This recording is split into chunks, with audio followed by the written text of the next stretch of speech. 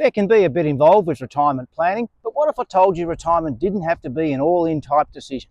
What if you could test drive retirement before fully committing? Because in this video, I'm going to whet your appetite by outlining 4 consideration ideas around semi-retirement could look for you. And I'm also going to share with you my own personal journey towards retirement and what it was that tipped me over the edge to take the plunge. So stick around. And if you're new to the channel, guys, welcome aboard. My name's Paul, and this is a channel where we share real-life experiences. Semi-retirement is your chance to dip your toes into the lifestyle you've been dreaming about, without giving up the structure or security of work entirely, but it's certainly a big step towards living life on your terms. So what is semi-retirement? Well, essentially it means you're still working, but only when you want to. And it doesn't necessarily have to be in your current professional trade.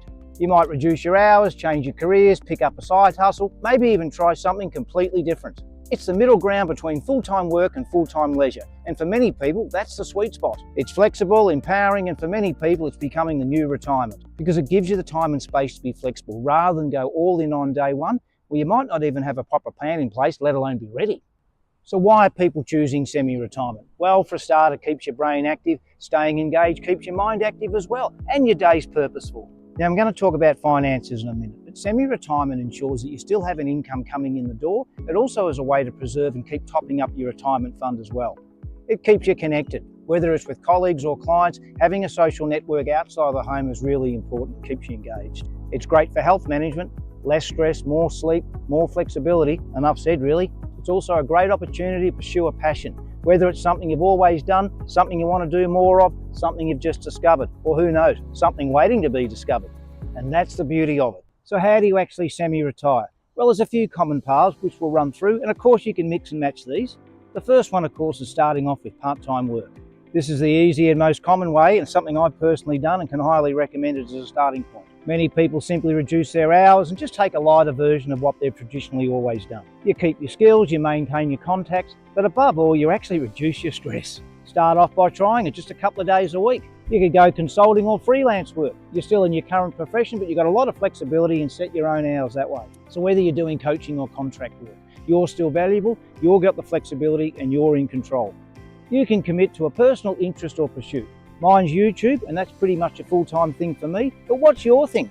Could even be volunteering, get involved in community groups. I've got a couple of friends that do it. One works as a marshal at golf tournaments, volunteering there. Another one drives cancer patients to and from treatments. Whatever it is, allocate dedicated time to it and build it into your routine. And lastly on this point, this is where it gets fun, build it into one big package portfolio. Mix it up by working a bit, mix it up by doing a new pursuit, a little bit of work here and there, and hey, guess what? Throw a little bit of travel in as well. That gives you the balanced mix across your week that makes it feel full, but without it being overwhelming. Yesterday was a great example for me. Had a little bit of YouTube preparation to do ahead of this video, had an hour or two of part-time work to do, ran an appointment, and then after all of that, I caught up with a mate for lunch. Number 4, what to look out for. Because as exciting as this all sounds, there are a few things you need to be mindful of before you dive straight in. And the first one there is finances. Strongly recommend seeking the advice of a financial planner. There's a couple of things obviously with that involved. One is your financial plan, but it's also around how working part-time implicates your money's going into your retirement fund, tax obligations, etc. From my perspective on this one, working with what you have is much easier than trying to reach for the sky or some financial summit that's basically impossible, which inevitably will require you to work longer than you actually really want to. I listen to and read a lot of financial commentary from financial advisors, and a lot of them actually say that most of us think we should be up here, when in fact we may already have enough, and they can help you build a plan around what you got rather than somewhere you're not going to ever get to. Structure really is another important one, because moving away from full-time work creates a very big void, and what you need to do is rebuild your routine around how that's going to look. And believe me, waking up every day is a really rewarding thing when you've got something to do. Waking up and staring at the ceiling isn't much fun. The last one to consider under this point is your identity shift. This is your chapter to define, but being active redefines your identity. And it certainly does change who you are. Let's just say I don't really look at LinkedIn much these days. And whilst you're not retired in the traditional sense, what I say is I've retired from going to work, but I haven't retired from being busy. And that's something about that little sweet spot that I mentioned earlier. You know what's really rewarding is having a story to tell when you hook up with your friends. As always, you exchange pleasantries, what have you been up to? And when you explain what you've been doing in retired life, I tell you what, they're pretty excited for you, especially if you've got a story to tell.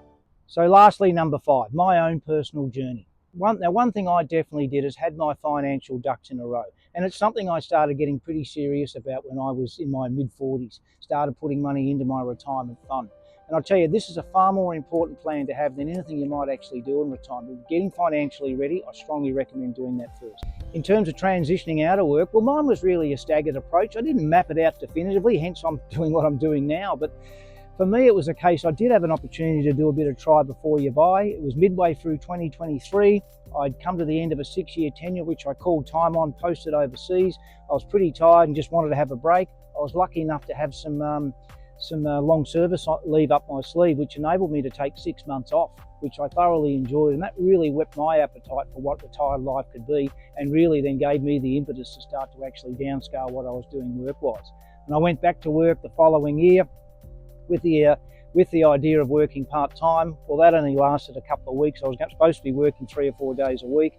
A situation arose where in the organisation I was working for, a manager left without much notice. I had to slot in and fill the void, which I was happy to do. But in that time, I pretty much worked out there and then that I didn't want to continue to doing the commute every day and being in that structure and routine of what full-time work was. So in that year, I took another extended break. And then really I used that time to work out what was I going to do. Was I going to keep working in some way? Was I going to retire?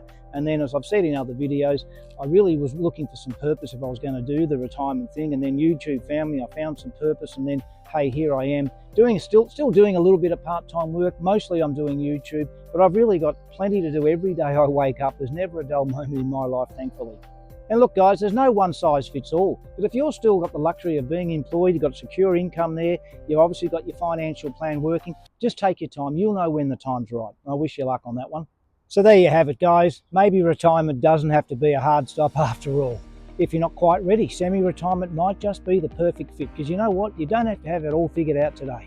It gives you the try before you buy option to work out what your purpose is going to be in retirement. So when the time comes to go in all and take that big plunge, you're definitely going to be ready. So what's your story? Are you retired? Are you semi-retired? Are you just planning for it? Whatever it is, drop us a line in the comments, because I'd love to hear your story. And if you enjoyed the content of today's video, guys, be sure to give it a thumbs up. As always, hit the subscribe button, and I'll see you in the next one, and good luck with your retirement journey. Bye for now.